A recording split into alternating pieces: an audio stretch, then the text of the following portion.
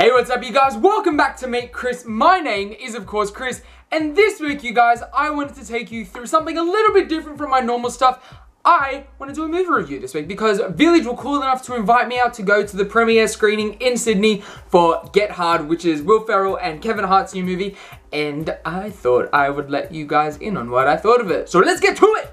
Alright you guys, so the general plot of the movie is Will Ferrell's character, his name is James, Will Ferrell's character is being framed or has committed a crime. Oh my god, the light fell. Alright you guys, so the main plot of the film is Will Ferrell's character James is being sent to prison for a crime. What? So James, Will Ferrell's character, enlists the help of Darnell, Kevin Hart's character. Oh my god, the light fell again! I don't know how this looks anymore, my light died. Alright, so basically, Will Ferrell's character, whose name is James, is being sent to prison for a crime that he may or may not have committed because he's a wealthy businessman and wealthy business people do some stupid things sometimes. So, you'll find out in the movie if he was dumb enough to do the things that they say he did. Yarr.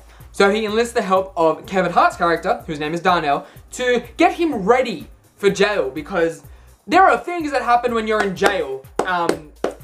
Slightly resembling this type of action, but if you really want to know what it's all about, go watch the movie. And for those of you who are underage, ask your parents. Your parents might not tell you that. Don't bother looking that up because you're going to be typing in Chris clapping on camera and that's not going to make much sense to you.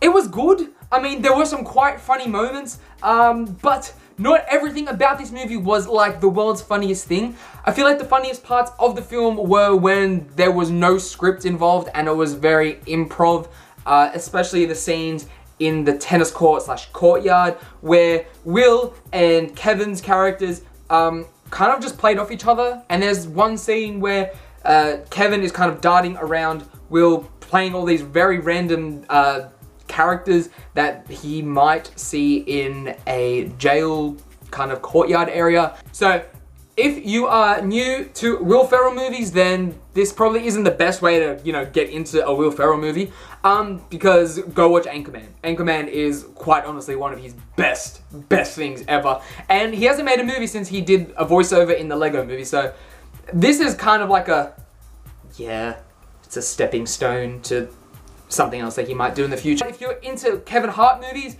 and this is probably a nice way to get into Kevin Hart movies. The last movie he did was The Wedding Ringer, which I didn't find all that hilarious, but a lot of people did. But he plays the same kind of character, which is, you know, a helper.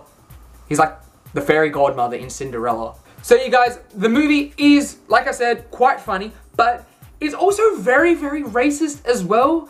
If you're okay with, you know, racist jokes, hearing them like 1,000 times, then this movie's for you. But if you're really not into racist jokes and you're like, alright, I get it, like, you're touching on every single minority, potentially, then yeah, it's just another movie that's there.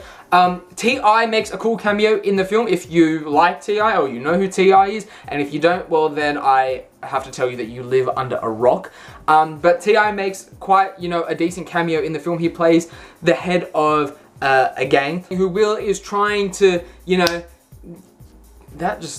what is this action though? He plays the head of a gang that Will is trying to get into so he is protected while he's in prison, but it's incredibly stereotyped. I have no idea what gangs are like in real life because, as you may or may not be able to tell, I'm not in a gang. I mean, I'm wearing a polo shirt, so really, I'm probably just a preppy school kid. I feel like overall, this movie deserves a 6.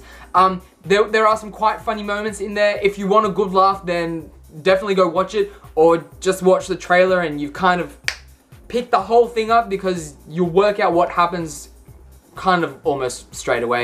Anyway, you guys, hopefully you enjoyed that very oddly strange short review. Sorry about all the random jump cuts and lights falling and lights switching off and things just occurring throughout this whole shenanigans. If you want to follow my life, stalk my life, see what I get up to, then my Twitter, my Instagram, my Tumblr, and my Snapchat are all in the description box below. Go check those out. Go and follow those because I honestly do post non-stop on them.